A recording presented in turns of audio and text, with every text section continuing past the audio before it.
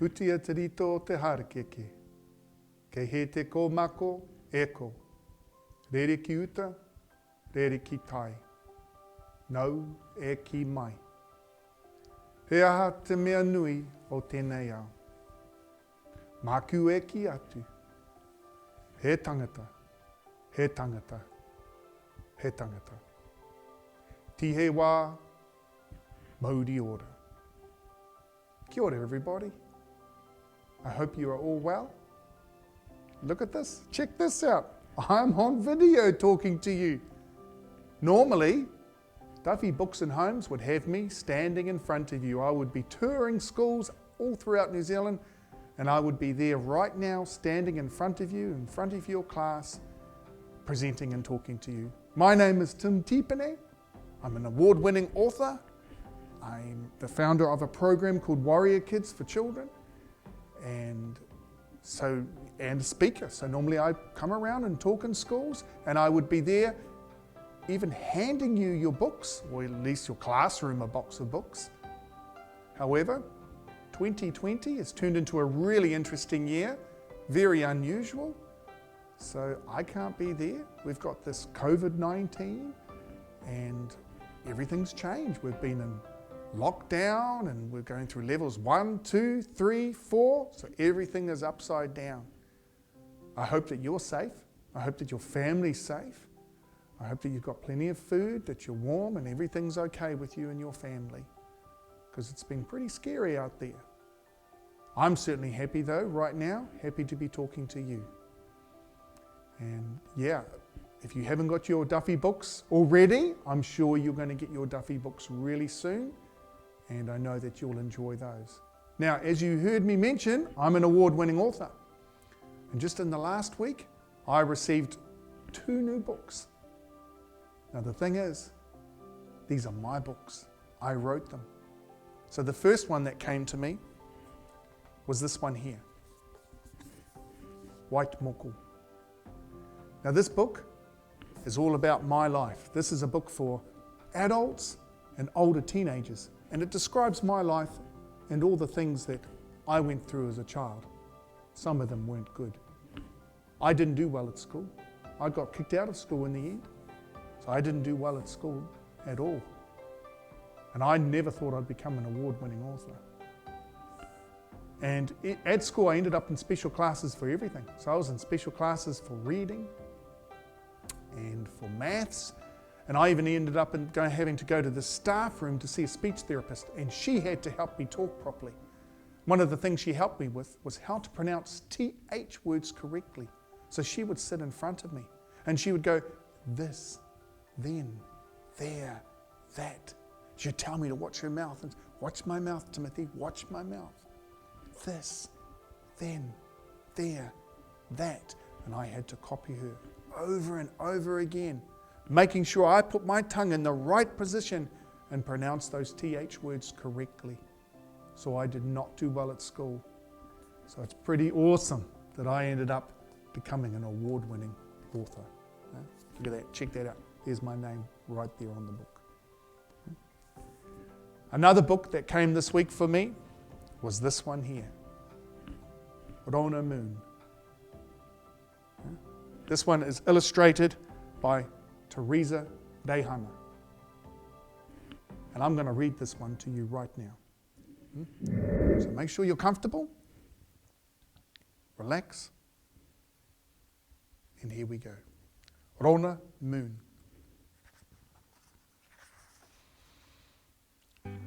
Rona Moon was a girl who could get angry.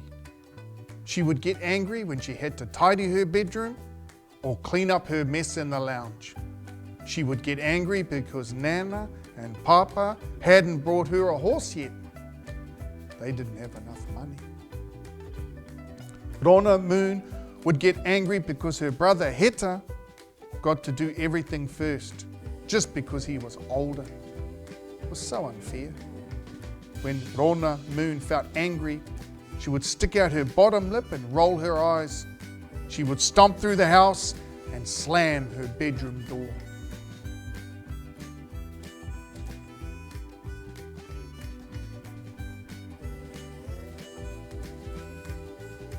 Watch that temper of yours, Nana would say. Remember your tupuna, who you were named after. Whae Rona was always angry. She squabbled with her family, and when she cursed the moon, Te Marama came down and took her away. That's just an old story, Rona huffed. That's not true. You can see our tupuna on the face of the full moon, Nana said.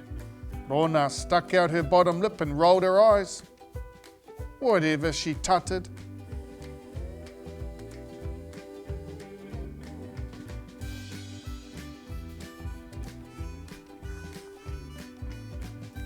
When Rona came home from school, she chucked her school bag and shoes on the kitchen floor. Heta frowned. Put your things away properly, he growled. Don't tell me what to do, Rona snapped. Nana and Papa tell me what to do, not you. Rona Moon, put your school bag and shoes away properly, please, Nana said. Rona stuck out her bottom lip and rolled her eyes. Whatever, she tutted.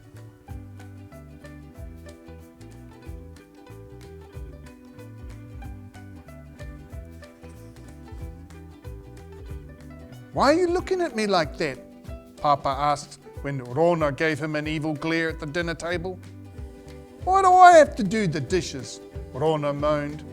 It's Heta's turn to do them. Papa sighed. Your brother is older, he answered.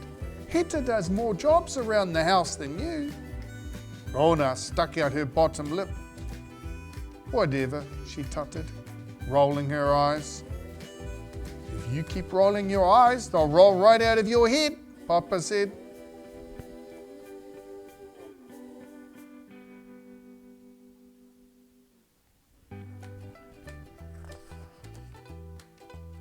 Don't you hit your brother, Nana snapped in the lounge. Boys get angry, girls get angry too, Rona Moon argued. Aye, Nana replied, and your brother is not allowed to hit you, and you are not allowed to hit him. There is no hitting in this house, so be kind, Rona Moon.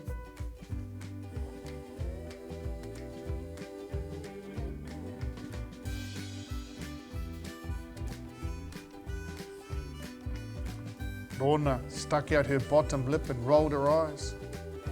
Whatever, she tutted. Breathe, girl, Nana said. Count to 10. Count to 100 if you have to. That anger of yours is going to get you into trouble.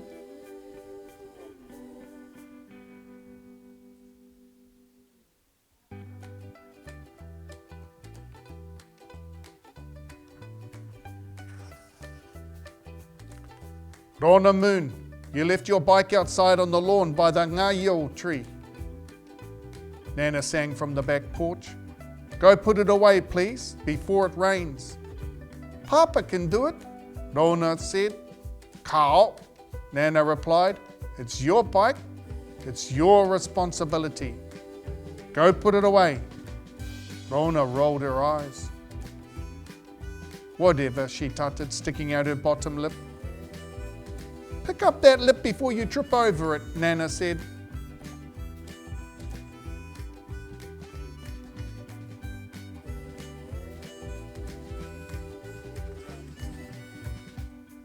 Rona walked outside, muttering and grumbling.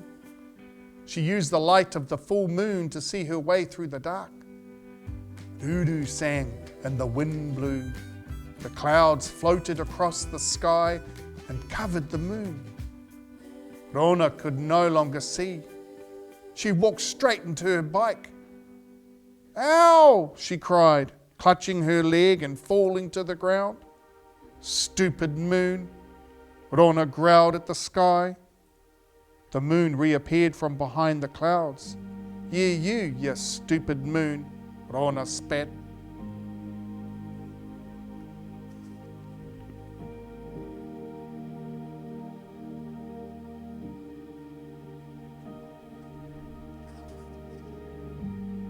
Rona noticed that the moon was growing.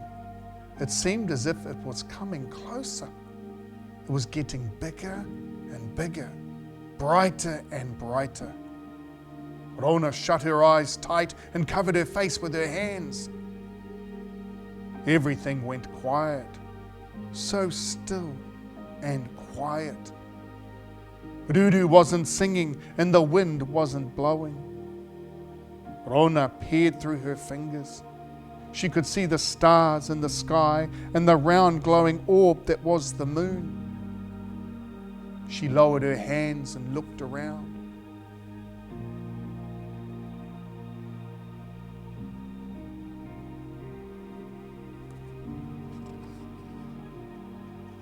Rona wasn't sitting on her lawn anymore. Her bike was gone, and so was her house. "Nana," she called. "Papa." There were no trees, and the ground was rocky and dusty. Rona looked at the moon in the sky. She had never seen it looking so blue and white before.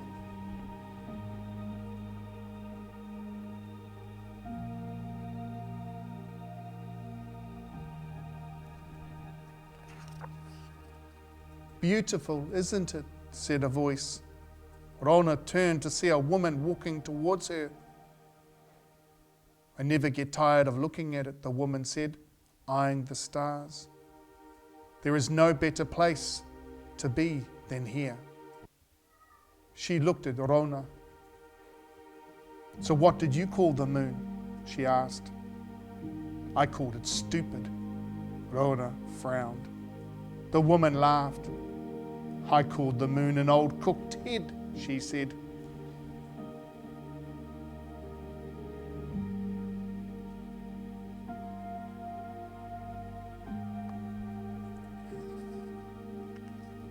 Rona looked around again.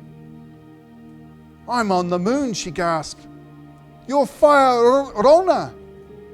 "Aye," Fire winked. "Maui may have tamed the sun, but I ride the moon and live in the stars." Fire sat down beside Rona, and together they studied the earth.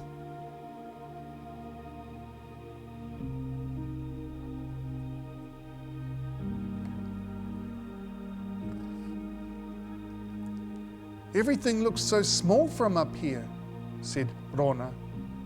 "I know," Fire beamed. "Even the reasons we felt angry seem so little. It shows us what is important. Te marama helped me to see the bigger picture." "No one listens to me," Rona sighed. "People never listen when we talk angrily." Fire huffed. "I learnt that." "Rise above it, Rona Moon," she said. "Everybody gets angry.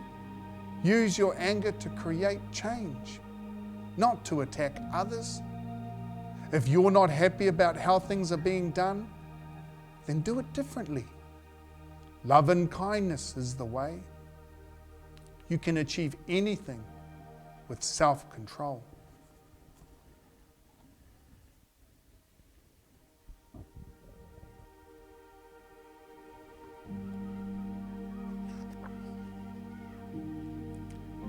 In the morning, Rona woke in her bed. She wiped the moon dust from her feet, got dressed, and walked into the kitchen. "Why aren't you dressed for school?" Heta growled. Rona Moon tensed up and prepared to fire back at her brother. But she stopped herself. She smiled. Heta looked nervous. "Why are you smiling at me?" he asked. "I'm being kind," Rona replied, sitting next to him at the table. Papa nodded, sipping his cup of tea. "Tēnā pai, Rona Moon." "Looks like someone had a good dream," Nana grinned.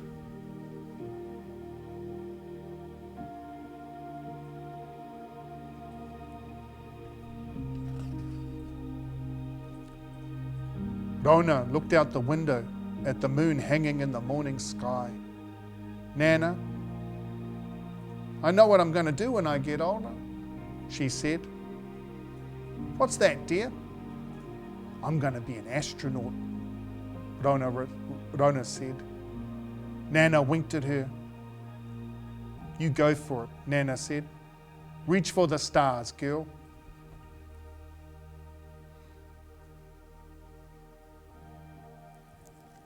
And that's Rona Moon. I enjoyed writing this. I loved it. I had a lot of fun. It's actually based on my daughter. She's got that attitude. She wouldn't be happy. Well, actually, she's actually proud of it now. When I was writing it, she wasn't happy about it. But now that it's out, she's actually very proud. So I hope you are enjoying school. I hope there's things you like to do at school. The thing for me that I like to do is writing. So I hope there's things that you are enjoy doing. And just remember, self-control, that's the key, self-control. It's what I learned. That's how I got over my past. That's how I found that I could accomplish and achieve things, was through self-control. I hope you enjoyed my stories, and hopefully next time I'll be standing in front of you and meeting you in person, which will be awesome. So, love to you all, love to you and your families. Kia ora.